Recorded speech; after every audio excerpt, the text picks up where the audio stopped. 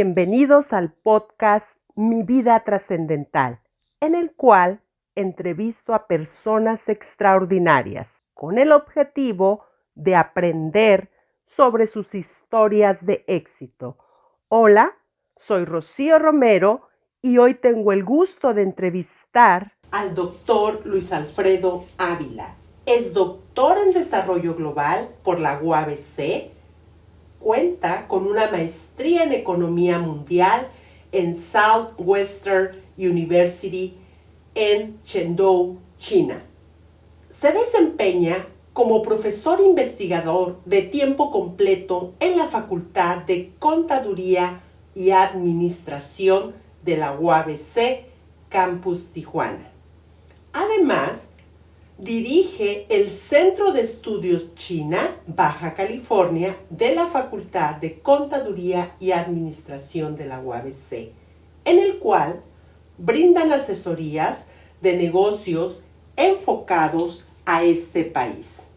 Tiene un amplio entendimiento de la cultura china, debido a que vivió durante 7 años en este país. Es maestro de la Facultad de Idiomas de la UABC de Chino Mandarín. Es perito traductor de Chino Mandarín en el gobierno del estado de Baja California. El doctor Luis habla varios idiomas: chino mandarín, japonés, inglés, francés y español. En esta entrevista hablamos de las oportunidades de negocio en China para las empresas mexicanas, características de la cultura china y cómo desempeñar tu trabajo con vocación. Los dejo con la entrevista. Que la disfruten. Doctor Luis, gracias por aceptar la entrevista en el podcast. No, gracias a ti, Rocío. Eres de Sinaloa. Platícanos cómo estuvo que llegaste a vivir a Tijuana. A Tijuana, pues mira, es una historia larga. Yo nací en Culiacán, Sinaloa, en 1982. Ya pues hace bastante tiempo. De allí tuve la oportunidad después de la universidad, de obtener una beca. Okay. Gracias al apoyo de mi mamá y de mi papá, sobre todo. Fui el promedio más alto de la carrera, entonces recuerdo, fíjate aquí una anécdota que me gustaría compartir. Mis papás, mi papá y mi mamá me llevaron a la universidad y en aquel momento uno pues es muy inmaduro, me daba pena porque todos ya no llevaban a sus papás y yo, imagínate que me llevaron hasta el salón de clases y me dijo mi papá: la universidad no es igual que la preparatoria, es más difícil, pero sé que lo vas a lograr. Entonces yo me quedé con eso y todos los semestres traté de sacar 100, 100, 100, entonces salí con 100 de toda la carrera. Fue un orgullo para mí que mis papás me vieran dar el último discurso, ¿no?, de la graduación, y gracias a ello fue que me dieron una oportunidad de estudiar en China. Entonces fui a hacer los exámenes a la embajada de China en México, en la Ciudad de México. Los pasé y me dieron una beca para estudiar la maestría en economía allá en la ciudad de Chengdu. Pues fue una sorpresa porque no me lo esperaba. Ahí Tijuana todavía ni siquiera estaba en los planes, pero pues tenía familia aquí en Tijuana, así que siempre podría ser una opción, ¿no? Estaba, yo recuerdo, trabajando en Culiacán en una empresa que hace envases para la Coca-Cola. Okay. Y recuerdo que le dije a mi jefe que no llevaba mucho tiempo, llevaba como unos 6 meses trabajando. Y le digo: oye, me dieron una oportunidad de estudiar una maestría en China. Me da pena, pero pues tú cuando me entrevistaste me dijiste que esperabas que estuviera un largo tiempo con ustedes y pues me llegó esta oportunidad. ¿Qué opinas? Y me dice: adelante, Luis, vete, vuela, dice, si te va a ir mejor allá, pues adelante.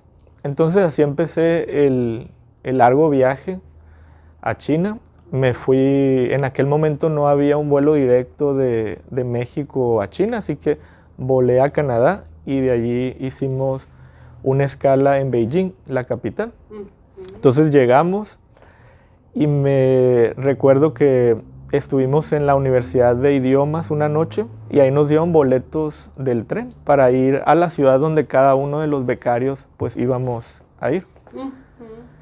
Y a mí me tocó en una ciudad muy icónica de China, que es donde son los pandas, así que todos conocemos los pandas. Es la ciudad de Chengdu. Allí pues está la reserva más grande de panda. Los puedes cargar bebés por como 200 pesos. Es una experiencia que los invito a que la tomen.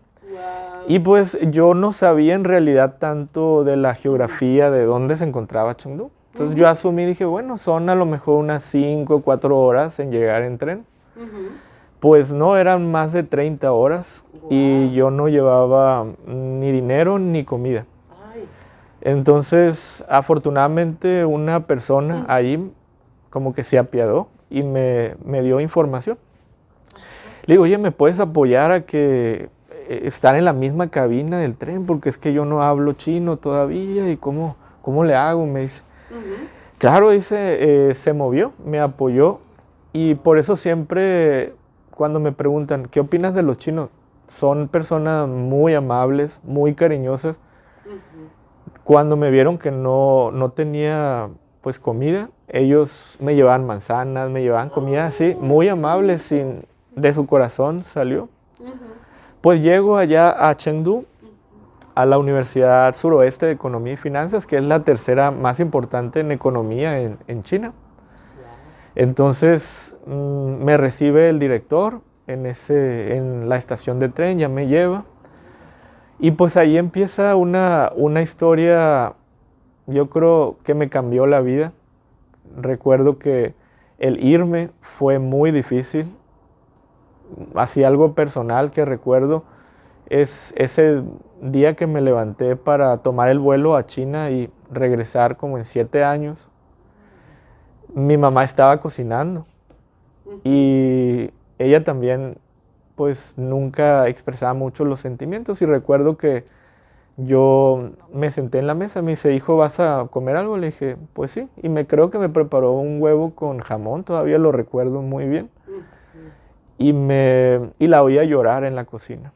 Y yo lloré también con ella y le dije, mamá, voy a regresar. Le dije, te lo juro que voy a regresar. Y pues me abrazó y nos despedimos. Llega el momento de irme, pues como te comentaba, pues fue difícil obviamente porque eran muchos años y pues yo vengo de una familia no pudiente. Entonces yo no tenía la capacidad económica para regresar, o sea, tenía que irme con la beca de China, que me garantizaba un vuelo de ida y un vuelo de regreso solamente, pero entre esos años lo tenía que pagar yo. Entonces yo sabía que no tenía la capacidad económica para regresar, así que pues me fui, llegué a Chengdu, como te comento, y como iba a estudiar maestría, cuando estudias maestría en China, tienes que vivir en un cuarto con otra persona. Solo los de doctorado pueden vivir solos en su cuarto. Entonces el director me sube a la habitación y llego con el que sería pues la persona que me acompañaría por mucho tiempo allá en China, una persona de Laos, ya mayor, como más de 50 años, que en aquel momento yo pues tenía 23, 24 años, pues era una diferencia considerable. Fue un aprendizaje con él porque es otra cultura distinta. Detalles, por ejemplo, que él no usaba papel higiénico, entonces había conflicto ahí de que yo comprar papel higiénico y cosas de Occidente que ellos no utilizan. Entonces yo tuve que aprender también a ser tolerante porque pues se alejaba mucho de mi espectro cultural, ¿no?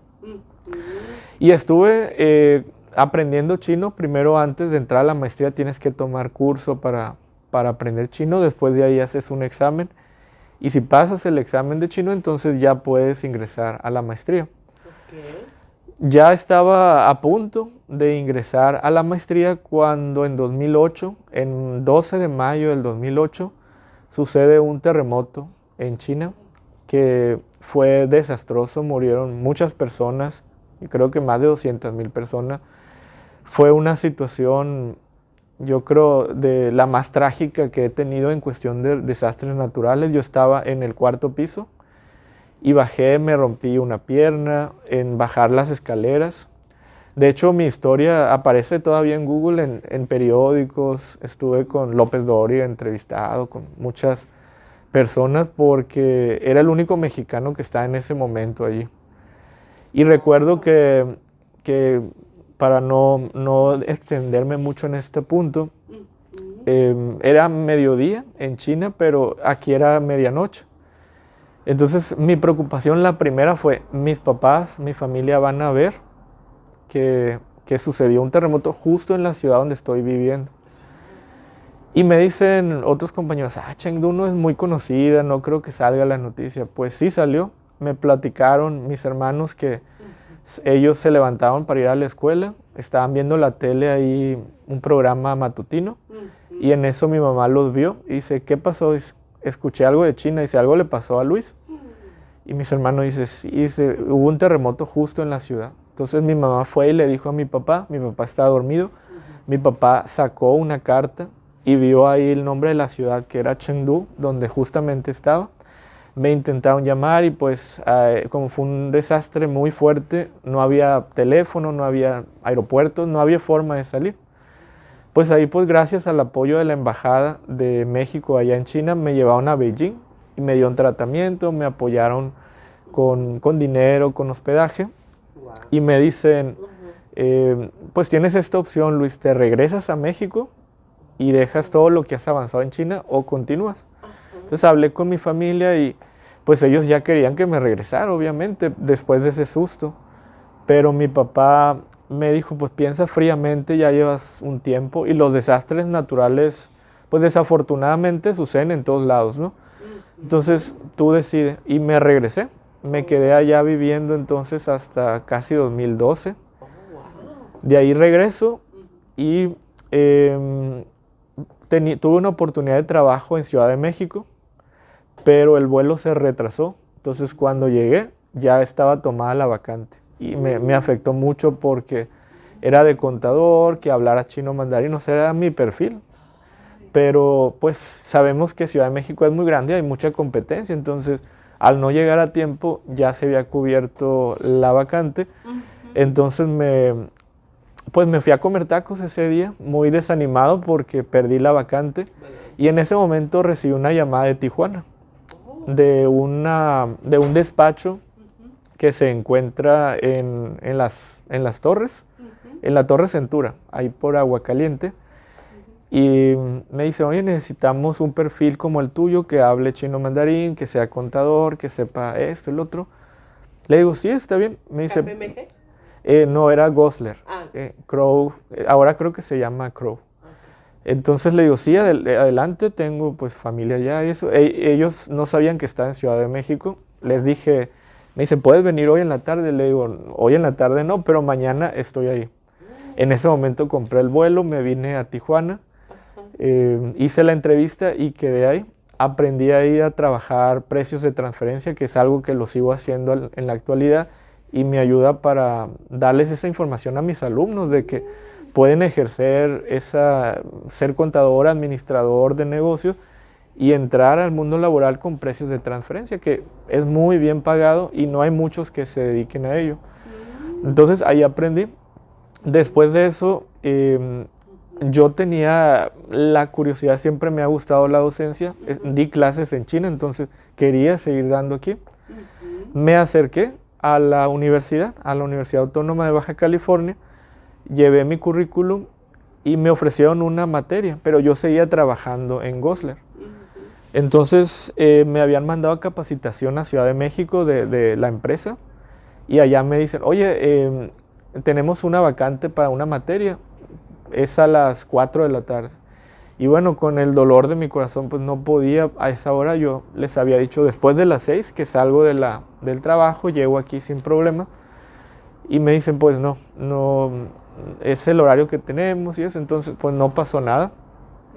Así que decidí acercarme a la Facultad de Idiomas y les dije, oye, ¿no necesitan maestro de chino? De hecho, sí, dice, necesitamos un maestro de chino.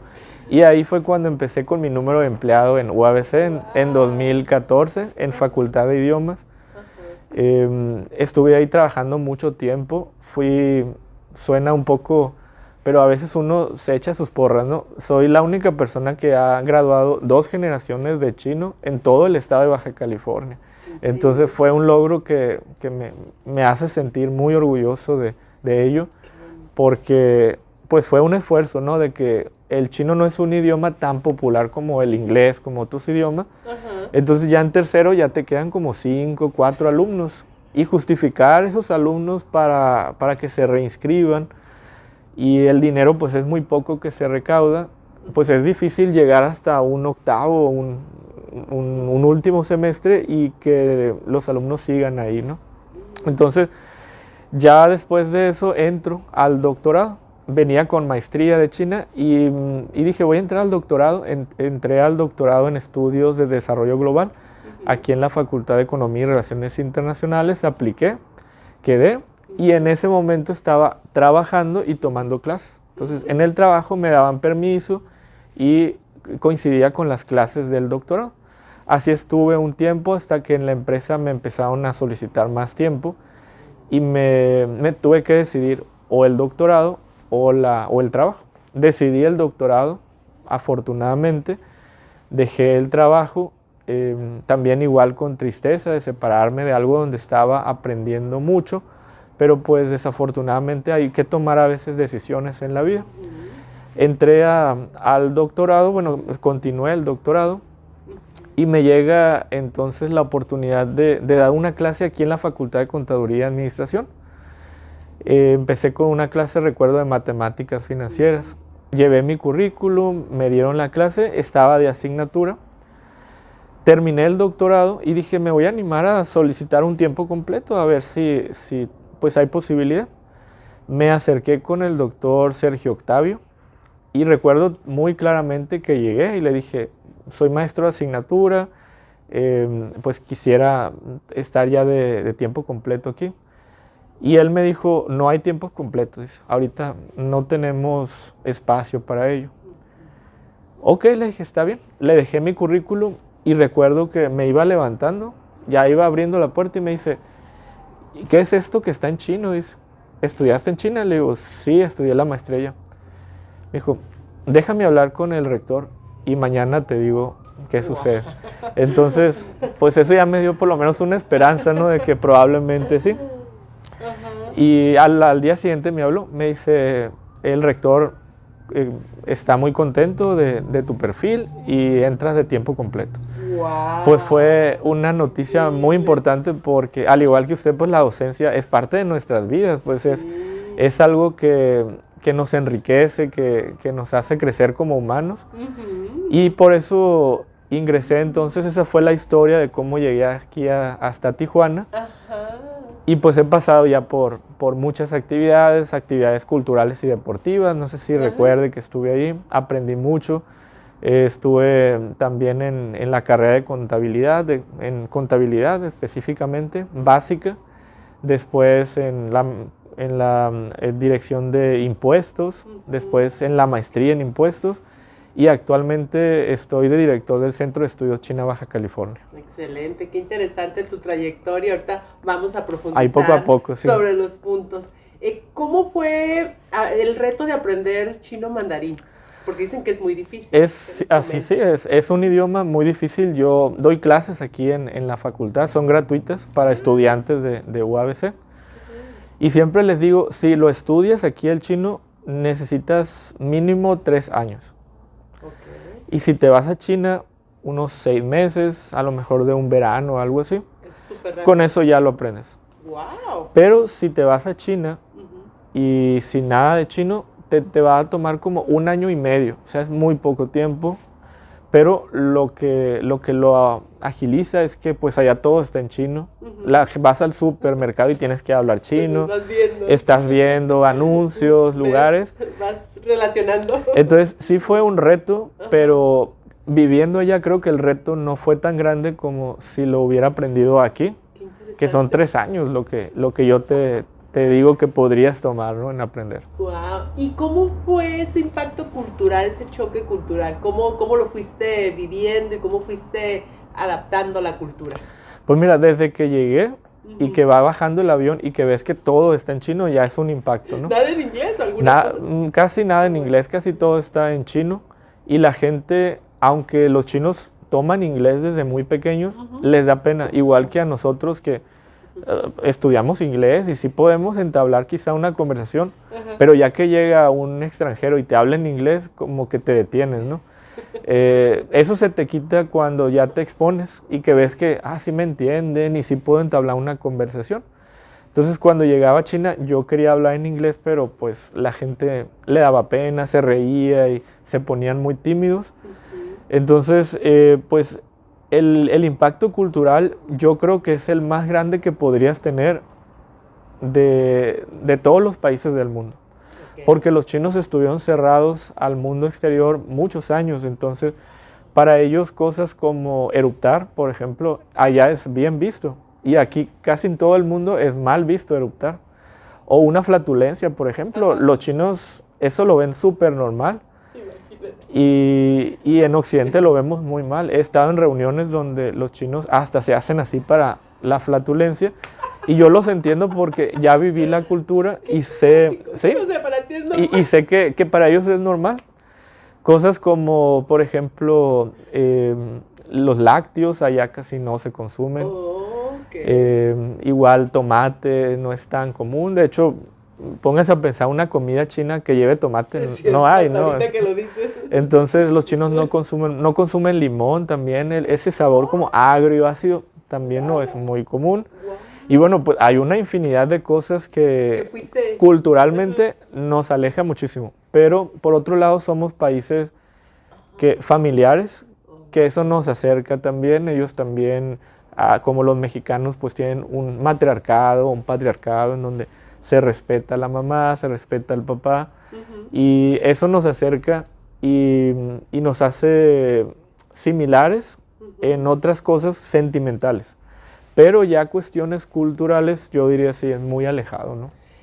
Polos opuestos, por decir, sí, polos ¿verdad? opuestos. Y la parte de que tú eras mexicano, o eras latino, bueno, de América, latino y mexicano, ¿cómo la viviste?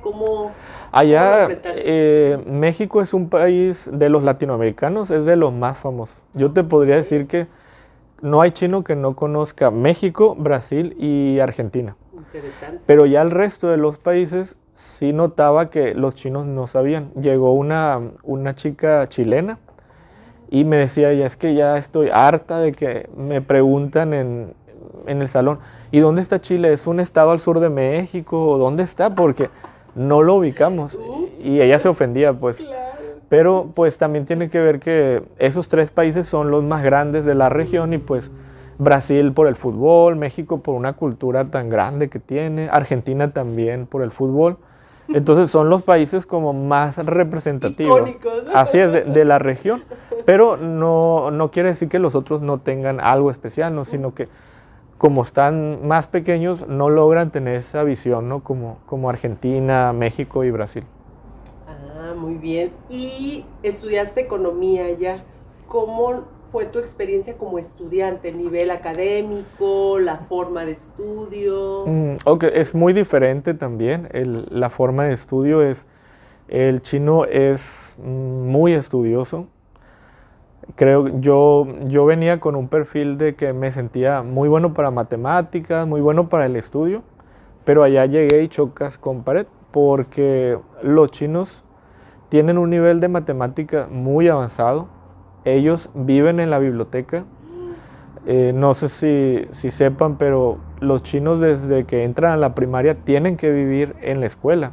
O sea, los papás no los ven más que en días festivos o en alguna fecha que conmemore la familia y también en enfermedades y eso. Pero fuera de ahí, el niño tiene que aprender a vivir solo en la escuela. Te levantan muy temprano, tienes que correr para actividades deportivas. Es un mundo distinto, que yo cuando les daba clases, ellos me preguntaban, profe, ¿y en México también salen hasta las 8 de la noche todos los días? Y yo, no, en México hasta las 2, así.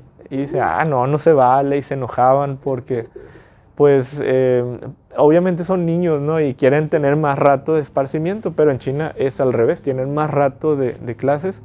Y veía que en su currícula matemáticas tenía muchas horas, como 5 o 6 horas al día. Y en tercero o cuarto de primaria ya estaban viendo integrales, derivadas, cosas que nosotros las vemos a veces hasta la universidad, porque en la prepa a veces hay prepas que no lo alcanzan a ver. Y ellos ya veían eso, estaban viendo la tabla periódica en química en tercero de primaria. Y yo decía, ¿qué pasa con estos chicos, no? O sea, están muy adelantados. Entonces cuando yo llego allá y me enfrento al primer examen de matemáticas, fue un examen muy pesado.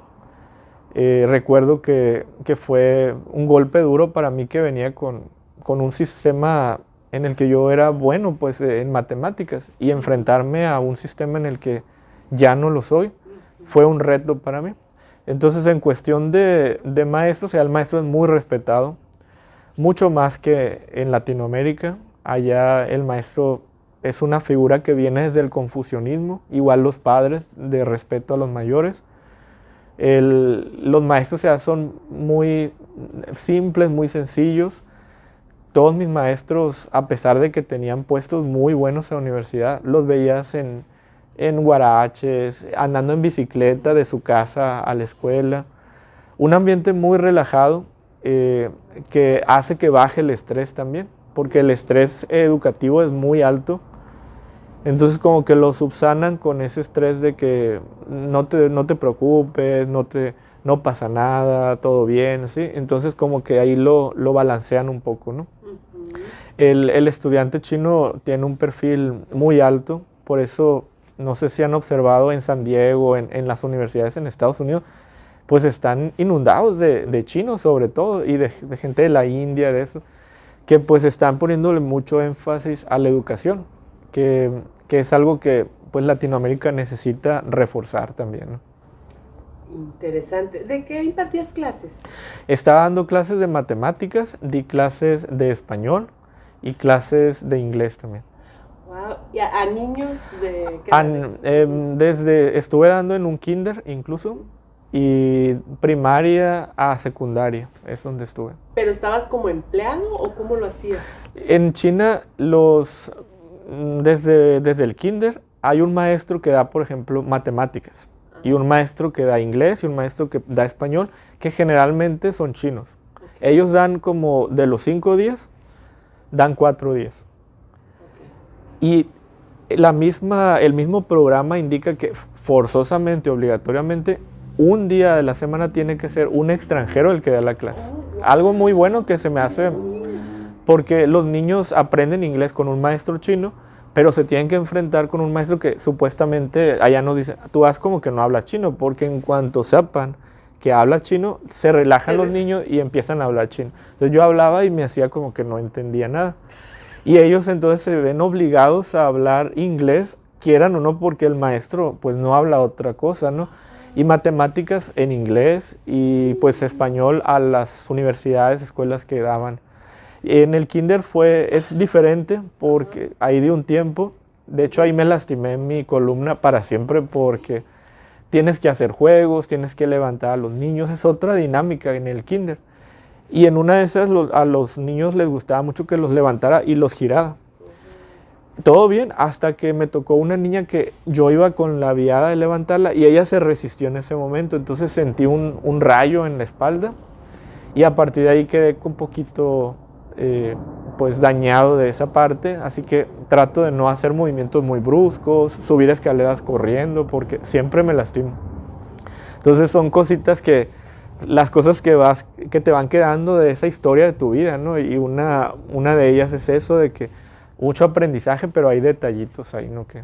De salud que también suceden. Qué interesante. Pero eso, aparte que estuviste trabajando, ¿sí te pagaban? Sí, sí. Que era normal. Era un maestro parte de... Sí, de la nómina, así. Solamente que en mi caso, pues, eran obviamente menos horas, porque le daba, por ejemplo, a todos los primeros, segundos, terceros, y a cada uno solamente les podía dar un día. Entonces me trataban de dar como un horario de que me dieran mis 8 horas con esos grupos, pero a ellos los veía solamente un día, a diferencia de los maestros chinos que pues los veían 4 días. Tú nomás un día, 8 horas. Pero así es. Estaba bien Sí. Porque tenías otras actividades Así es. De tu maestría. Así es. Y ¿sentías la diferencia de la actitud de los niños chinos, como la atención, la dedicación? Sí, es mucho respeto al maestro, o sea, la figura del maestro es como un segundo papá, lo respetan mucho. Ejemplo, lo del terremoto que te conté, me pidieron, oye, ¿quieres ser voluntario en la región de Wenchuan, que es donde fue lo más fuerte? Y es una región rural, entonces, pues obviamente se cayeron muchas casas, muchos niños perdieron sus papás. Y yo les dije, sí, adelante, yo siempre he querido ser voluntario. Me llevaron ahí como unas 2-3 horas más o menos de tránsito para llegar. Y recuerdo que les daba clases a los niños de todas las materias en inglés. Y ellos súper felices, súper alegres, así. Muchos de ellos eran huérfanos porque habían perdido a sus padres.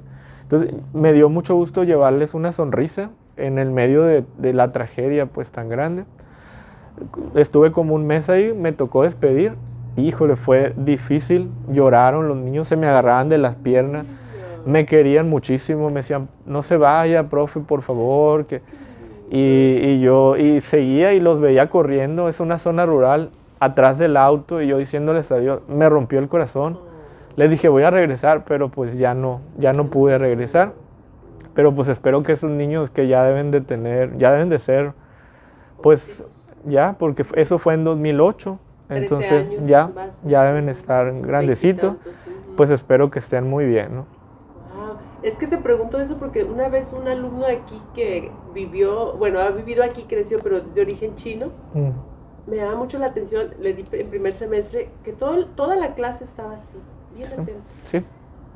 Toda la clase, pero una atención completamente enfocada, no nomás de estarme viendo, y así muy respetuoso. Entonces me imagino que sí, así ha de ser el estilo allá, ¿no? Sí, ese es el perfil que tienen ellos de educación, y creo que pues eso les ha generado muchos beneficios económicos. Han tenido ciudadanos, pues como dicen, muy enfocados en lo que tienen que hacer. Algo que sí te puedo rescatar, ahorita que lo recuerdo, es que en la universidad, yo por ejemplo que estaba estudiando la maestría en economía, tienes una currícula obligatoria de materias que para poder salir de la maestría en economía las tienes que cursar. Pero hay como una tercera parte de todas las materias que las puedes tomar en cualquier otra facultad. Entonces puedes tú formar tu perfil. Entonces había alumnos que tomaban danza, otros tomaban actividades deportivas, otros, por ejemplo, yo tomé cómo manejar bancos, que eso estaba en otra facultad, en la Facultad de Estudios Bancarios, o a lo mejor algo de legal, o por ejemplo yo estudié japonés ahí, que era en la Facultad de Idioma. Tú amas tu perfil, entonces eso creo que es algo que a la UABC y a México en general nos beneficiaría porque formas un estudiante muy específico, que no va a ser igual a nadie, pues porque tú eres un contador, tú eres un administrador, pero ¿qué más tienes? Sé hacer también, soy un administrador, pero también sé hablar de estos temas bancarios, o sé hablar de auditorías, o sé hablar de... Entonces tú formas tu propio perfil y cuando sales es mucho más fácil que te identifiquen porque tu perfil se difiere, aunque seas administrador, no eres un administrador más, eres un administrador con un perfil distinto. Y eso en China ha funcionado mucho.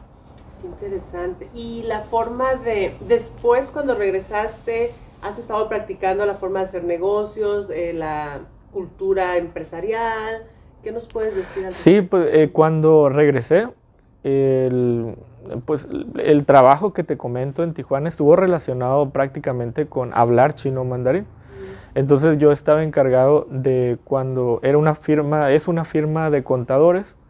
Entonces pues tenían que captar nuevos clientes y muchos de esos clientes pues actualmente son empresas chinas porque está creciendo mucho. Entonces ellos tienen mucha opción cuando llegan a establecerse aquí a Tijuana, por ejemplo.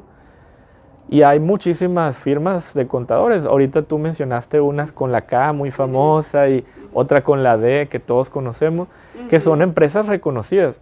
Entonces yo recuerdo que ellos iban a reuniones para que te presente la empresa y el servicio que te ofrece. Y cuando yo iba a la reunión de la empresa donde trabajaba y llegaba y hablaba chino, ellos se quedaban impactados y esa firma era la que aprobaban. Entonces, afortunadamente, logré que la empresa donde trabajaba se quedara con firmas chinas muy importantes de aquí de la región. Y pues cuando salí, dijeron, pues es una lástima porque pues en realidad era porque había una persona que nos sentíamos cómodos de hablar chino contigo. Y pues afortunadamente, como he dado clases de chino aquí en la universidad, muchos estudiantes míos que ya egresaron de chino, ahora ellos me reemplazaron. Entonces, es algo muy bonito, yo creo tú lo compartes, ver que tus estudiantes vuelan ahora. Entonces, el verlos crecer, el verlos que ahora ellos están solos logrando cosas que tú deseaste, es algo, yo creo que no tiene precio, ¿no? Totalmente satisfactorio, trascendental. Así es. Quedas ahí, pues, en la historia de ellos. Y sí, la decisión tan relevante que tomaste en su momento, ahora está viendo sus frutos. Digamos, estás multiplicando profesionistas, líderes. Sí es. Y qué bonito, ¿no? Que sí. Esa parte, que es gran satisfacción. Y háblanos un poco o algo del proyecto que implementaron aquí en la UABC de México-China. Sí, fue un proyecto que ya existe en México. De hecho, existen 3 centros, los que ubico. Uno está en Ciudad de México, que fue el primero, así es, con el doctor Dussel. Y hay otro también en Veracruz.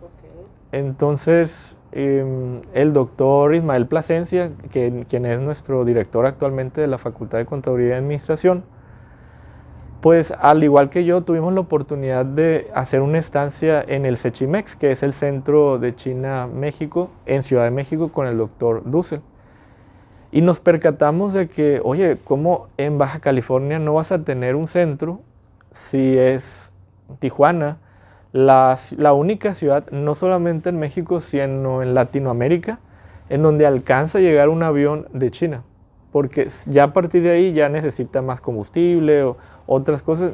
Entonces Tijuana es centro, yo creo, neurálgico, ¿no? de la relación China-México. Aparte, aquí es la única ciudad fuera de la embajada de China en México, en donde hay un consulado. Hay muchísimo, aparte, ustedes saben, Mexicali fue fundada prácticamente por chinos.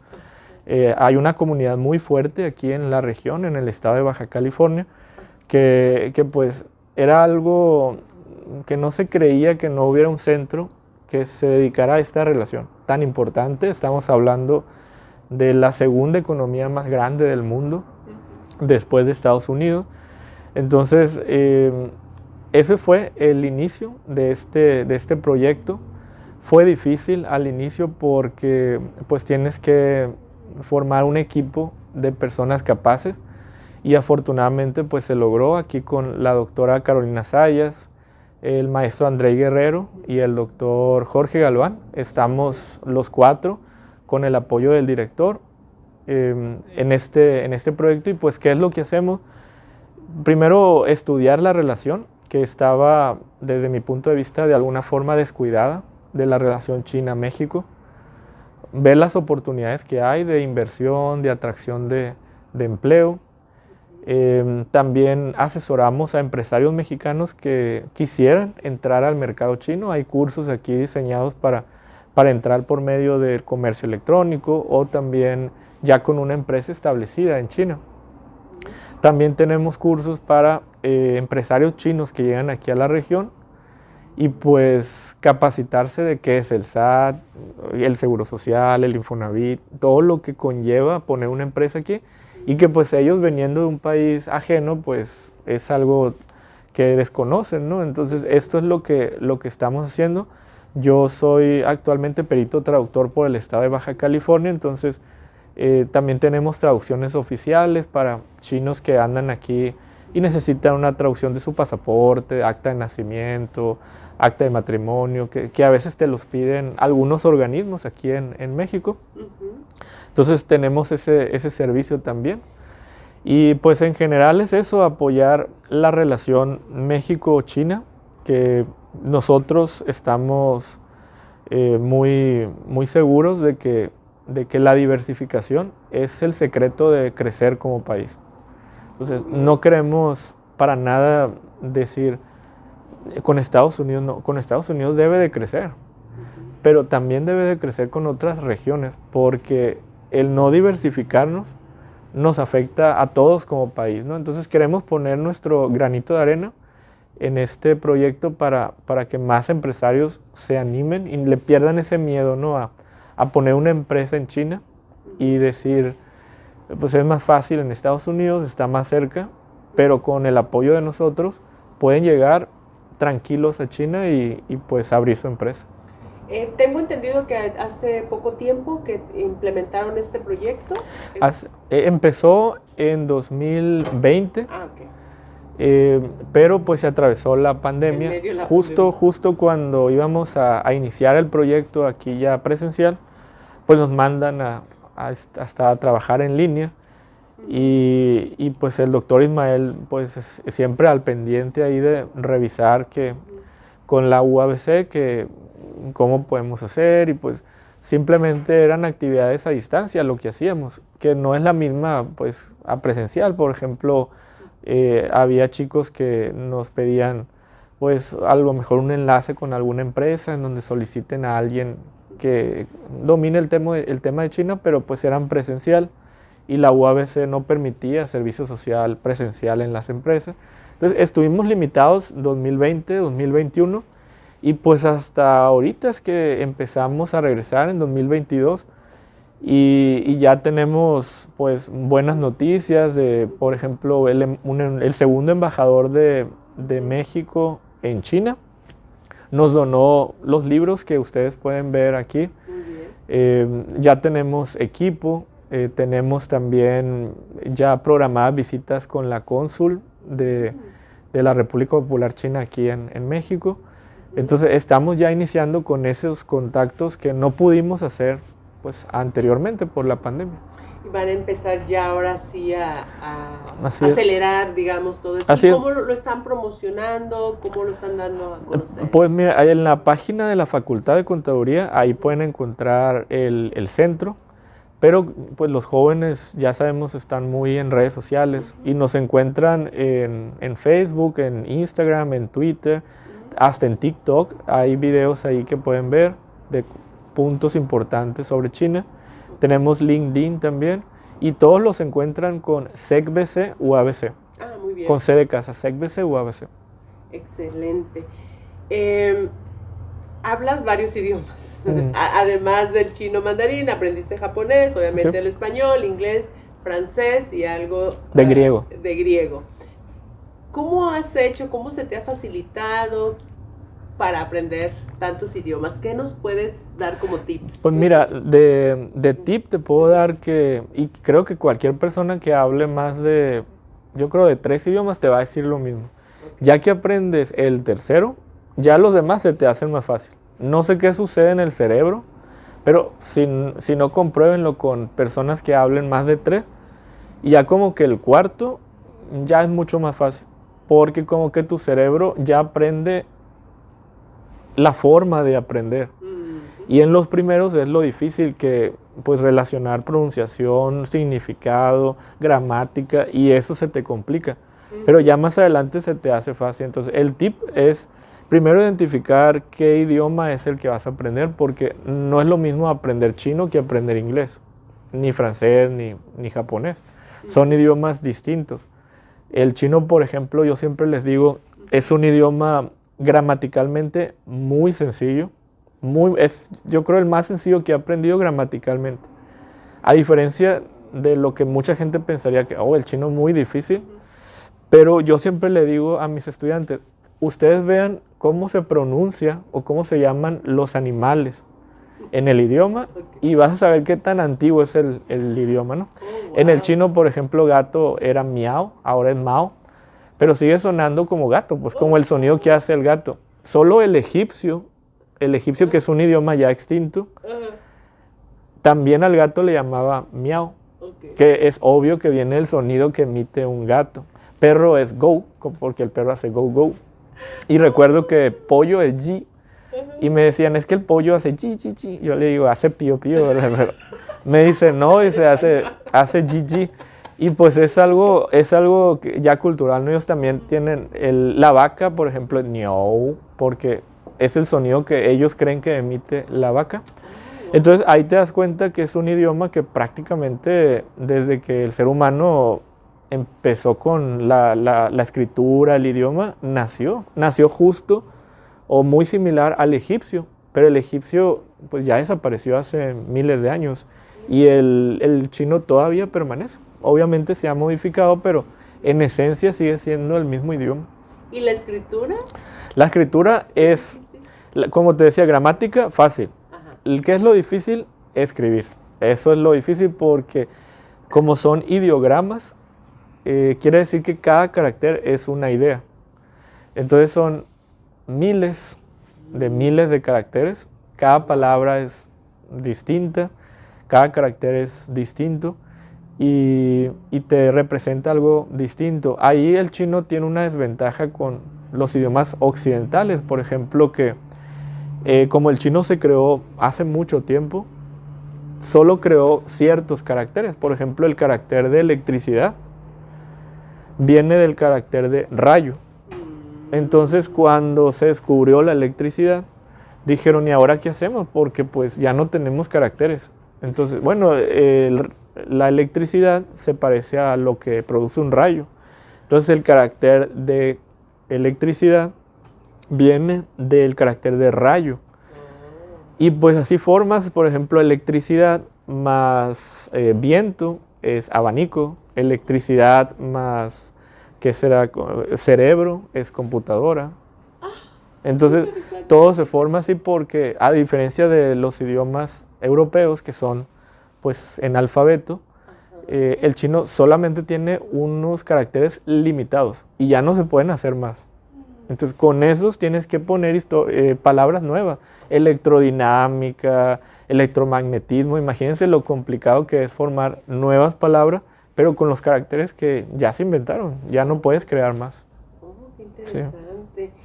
Y una pregunta técnica. Los trenes, tengo entendido que son unos de los más rápidos del mundo. Sí. Ese es el sistema de transporte que usabas, ¿no? Así Me es. imagino que rápido llegabas de un lugar a otro por la velocidad de estos. ¿Qué nos comentas de Pues mira, de hecho es correcto lo que comentas. El tren más rápido del mundo está en China, entre Shanghai y Beijing, que son la capital de China y la ciudad más grande de China. Este tren, la verdad desconozco la velocidad. 400, Sí, 400 pero es el más rápido, eso sí sé, del mundo. Pero dentro de China la transportación es generalmente en tren, es muy buena calidad. Hay cuatro categorías para los que vayan a ir a China que no se les pase. Asiento duro le dicen, Yingzuo. Ese es el más barato, el boleto más barato, pero los asientos son muy, muy duros y vas prácticamente frente a frente a otra persona. Así que si eres una persona alta, se te va a complicar porque vas a tener que moverte porque chocas con las rodillas de la persona. El segundo es el Yingruo o el Ruozuo. Sería como una traducción de el asiento suave. Y ese solamente son dos, son así como acolchonaditos, ya más tranquilo te puedes estirar, pero al final vas sentado. Y ahí no apagan la luz en la noche, entonces si son viajes muy largos, son muy difíciles porque pues está la luz ahí todo el día. Bueno, que lleves algo, ¿no? Un antifaz. De precio sigue después el Yingwo, que quiere decir como cama dura. Son camas suaves, pero así le llaman, y hay 3 de un lado del camarote y 3 del otro lado. Los precios van igual. El más barato es el último, porque nadie quiere subir la escalera hasta el camarote final. Después el del medio y el último el de abajo. Y el último se llama el Rowo, que sería como el cama suave. Y en este solamente hay 2 camas de un lado y 2 camas de otro lado. Entonces ese es muy cómodo, más amplio, pero es también mucho más caro. Si te vas a ir en ese, pues conviene mejor en avión porque es más rápido y más cómodo. Pero hay gente que le tiene miedo a los aviones y prefiere gastar esa cantidad. O ver el paisaje también, porque hay ciudades en China, por ejemplo, cuando vas al Tíbet, paisajes hermosos ahí que pues vale la pena verlas, ¿no? En el tren. Entonces, número 1 de transporte, el tren en China. Sí, eso sin duda. Más que los europeos, que de Europa tienen niveles muy buenos de trenes. Pero en China, muy buena calidad, muy exactos en el tiempo.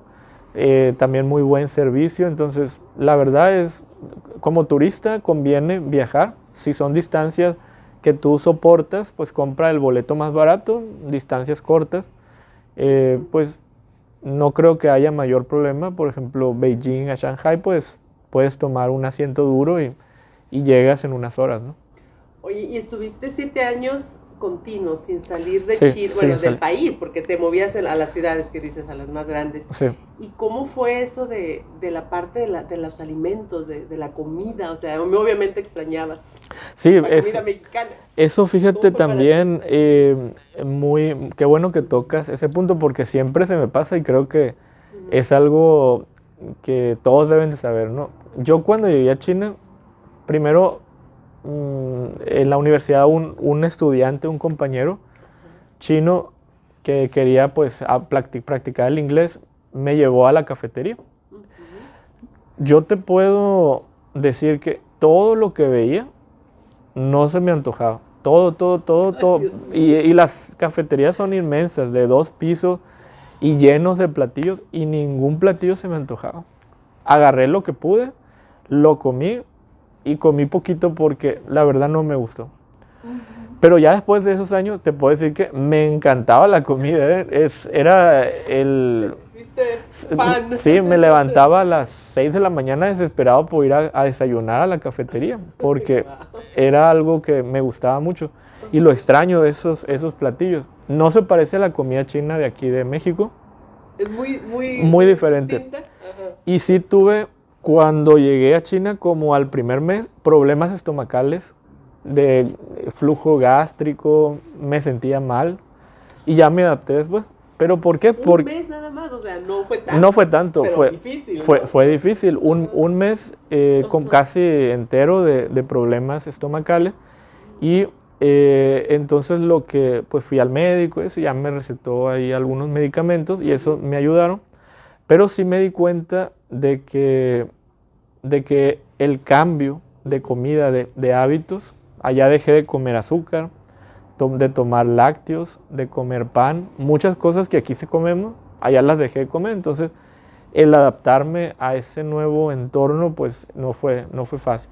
Pero lo mismo me pasó cuando regresé después de esos 7 años a México, y ahí sí fue un poquito más largo, no podía dormir del flujo gástrico, porque en cuanto llegué, pues tamales, tostadas, taquitos. Todo lo que extrañaba. La grasa no la toleraba. De hecho, me hice intolerante a la lactosa allá en China. Sufría mucho, tomaba leche hasta deslactosada, la que sea, inflamadísimo, sí. Y yo antes de irme no tenía ese problema. Es que tu cuerpo, 7 años. Ahorita ya puedo consumir leche, pero sí me doy cuenta que quizá ya por la edad, ¿verdad? Ya, a lo mejor es por la edad, ya no tanto por lo de China. Pero después de tomar una semana leche, ya la siguiente ya tengo que gastritis, problemas que se generan por los lácteos, ¿no? Pero eso no lo sufría antes de irme a China, y cuando regresé, súper agresivo eso de el reflujo, sentía como fuego así, hasta que fui con un doctor y me dijo, ya le expliqué, fui a China y eso, ¿qué dejaste de comer? ¿Y qué comes ahora? No, pues sí, como grasas otra vez, como dulce, como pan. Me dice, pues es que tienes que ir poco a poco, dice, no cambies tu dieta rápido porque te viene un problema grave, dice. Y pues ya con medicamento y comiendo poco a poco más vegetales, luego ya agregaba un poquito de pan y eso. Y pues así fue como me adapté otra vez. Entonces, sí esperen un cambio radical, sobre todo si vas a vivir mucho tiempo. Si vas de turista, tu cuerpo no alcanza a presentar un problema tan grave, ¿no? Y generalmente pues vas a comer en lugares que tú te sientas a gusto. Pero ya vivir tanto tiempo, ya para mí no era redituable, no era bueno estar gastando, por ejemplo, un McDonald's, por ejemplo, en China, te puede costar como unos 120 pesos, más o menos como aquí. Pero una comida en la cafetería me costaba 1 o 2 yuanes, que son como 4 pesos. Entonces una persona, yo que era becario, que me daba beca al gobierno, hubo un momento en que ya no podría sufragar comida occidental, o sea, comer McDonald's, KFC o esas empresas que cada señal pues no son tan buenas, ¿no? para comer diariamente. Entonces yo no podía sufragar eso, así que tuve que cambiar definitivamente a comida china y poco a poco me encantó. Y actualmente te puedo decir, por ejemplo, un platillo que se llama mapo tofu. Ese, si lo pronuncio ahorita, se me hace agua en la boca de lo rico que está y que aquí pues no lo he probado. Interesante. ¿Y qué nos puedes mencionar de las oportunidades de negocio que hay entre México y China? Pues mira, creo que hay muchísimas oportunidades ahorita en los cursos que hemos dado para empresarios mexicanos, sobre todo que tienen la intención de llegar a China. Hay productos que te puedo decir que ahorita están en boga y se venden en China como pan caliente. ¿Sí? Por ejemplo, todo lo que es de cuero, los que tienen empresas de que producen cintos o bolsos o cosas así de cuero, en China se venden muy bien ahorita. Los que producen cosméticos también, hay mucho auge en la industria de cosméticos allá en China. Los que producen chía, la chía se consume mucho.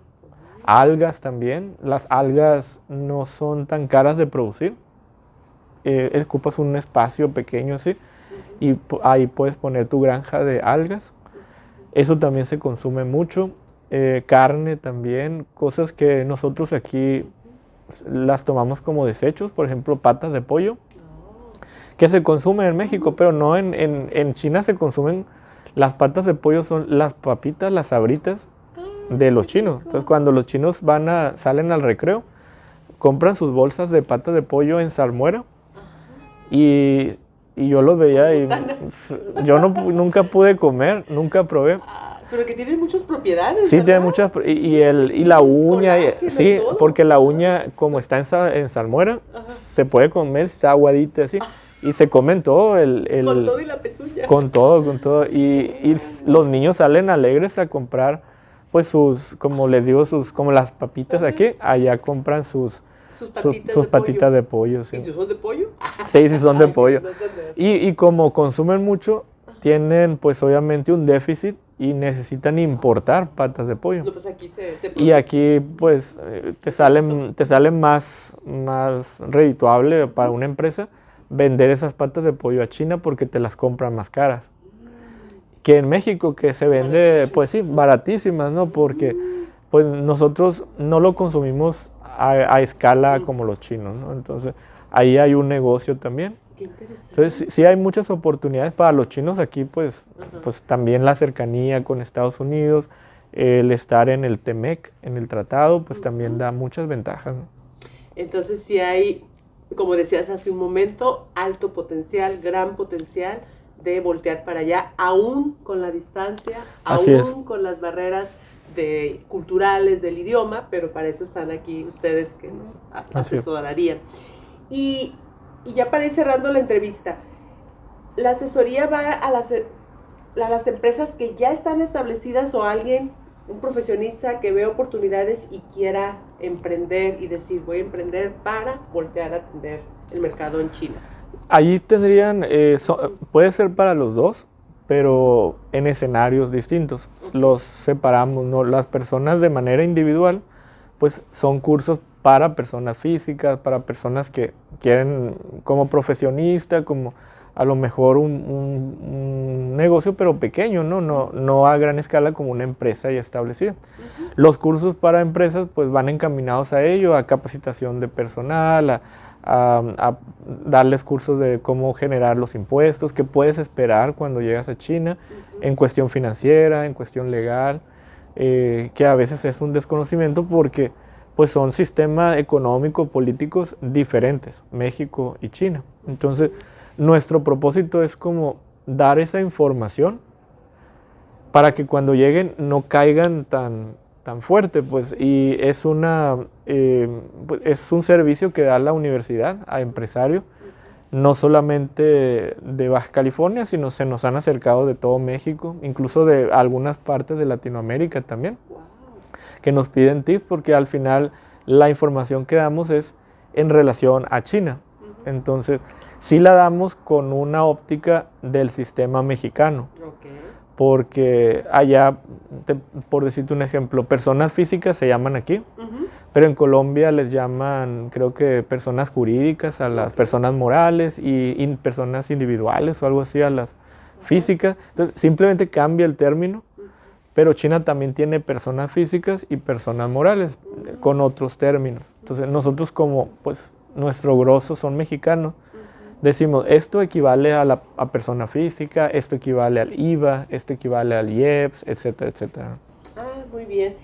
Y, por ejemplo, en China hay ya marcas y empresas de Europa, de Estados Unidos y muy pocas mexicanas. ¿Por qué crees que suceda esto? O sea, ¿porque no conocen los empresarios mexicanos? ¿Porque se les hace complicado? ¿Cuál es tu...? Yo creo, fíjate, que es ese miedo, ese desconocimiento, y por qué no también decir esa comodidad puede ser, porque pues es mucho más cómodo exportar a Estados Unidos, está más cerca, hablan inglés, su cultura de cierta forma la entendemos a través de las películas y eso, ¿quién nos identifica con la vida de ellos? No, la entendemos al 100%, pero la cultura china no la entendemos muy bien, se nos hace muy alejada, el idioma se nos hace muy difícil, algo que podría ser un obstáculo. Entonces creo que esa comodidad que tienes a Estados Unidos hace que el empresario diga, pues mejor me dirijo al mercado estadounidense si voy a exportar. ¿Y para qué desgastarme en ir a China y que sea un fracaso, que no lo logre? Porque, como comentas, son pequeñas, son pocas empresas. Hay empresas grandes, por ejemplo, Bimbo, te puedo mencionar, está. Hay otras empresas que son más regionales, pero también tienen presencia en China. Y Bimbo, cuando llegó, no tuvo el éxito esperado porque el pan tenía mucho azúcar para los chinos. Entonces, después de un estudio, después de análisis, vieron que pues, los chinos no lo consumían por ese nivel que tenía de azúcar. Así que le bajaron y ahora Bimbo sigue con éxito allá en China. Entonces te tienes que adaptar. Es el proceso, ¿no? Muy bien. Ya de la última pregunta. Coméntanos de tu trabajo como perito en el gobierno del estado, ¿no? Sí. Chino mandarín, traductor. Pues eso cuando llegué aquí, pues había una oportunidad. No somos muchos, creo que hay como 3 solamente peritos traductores y uno de ellos es un estudiante de que yo leí chino. Entonces, lo que te comentaba anteriormente, que me da gusto que estudiantes ahora hagan cosas grandes también. Entonces, este proceso fue por esa necesidad que había en el centro de tener a una persona que de cierta forma pudiera sellar oficialmente un documento de traducción, porque yo seguía haciendo traducciones anteriormente, pero siempre había alguna que otra que me decía, ¿y eres perito? Y yo, no, pues te traduzco, pero no soy perito. Dice, es que pues necesitamos para el SAT, para el IMSS, pues que esté con sello de un perito oficial. Entonces eso fue lo que me animó. También hacía traducciones en la PGR antes, ahora FGR. Y también me decían, es que te debes de registrar porque aquí a veces nos piden pues la constancia de que estás registrado en el estado y eso. Y eso fue lo que me llevó y actualmente pues hay mucho trabajo porque somos pocos y cada vez hay más gente que solicita.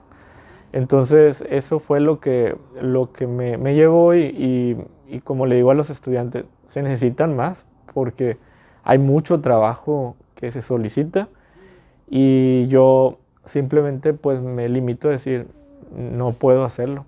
Y le hablan a los otros dos y tampoco porque estamos saturados de trabajo y pues la verdad no sabemos al final cómo solucionan ese problema porque los tres oficiales estamos saturados de trabajo, ¿no? Ah, interesante, muy bien. Eso es bueno, es un buen indicador, ¿no? Quiere Sí. decir que hay más presencia o más relación. Así es. En la Se puede región. medir, así es. Ajá, qué Sí. bien. Pues ya para finalizar la entrevista, eso les pregunto a todos los invitados. ¿Qué consejo les regalarías a las personas que escuchan el podcast?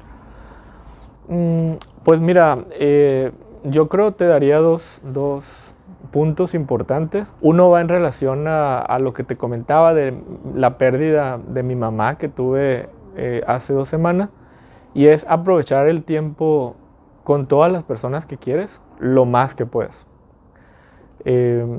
Y así créeme, yo fue lo que hice.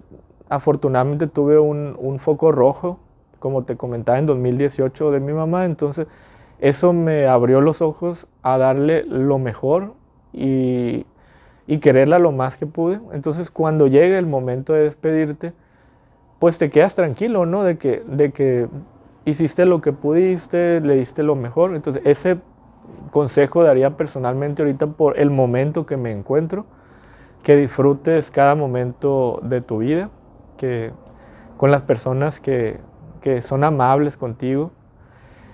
Y el otro sería siempre ser servicial, porque eso es lo que la bandera que siempre he llevado, de apoyar siempre a las personas. No estamos solos en el mundo.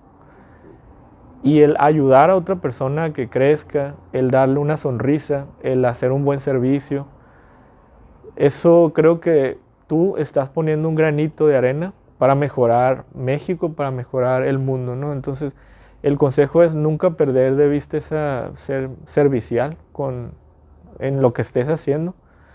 Y eso creo que serían los 2 consejos, ¿no?, que te daría. Muchísimas gracias, Luis. Eres una persona extraordinaria y trascendental. Agradecemos mucho la entrevista. Muchas gracias, Rocío.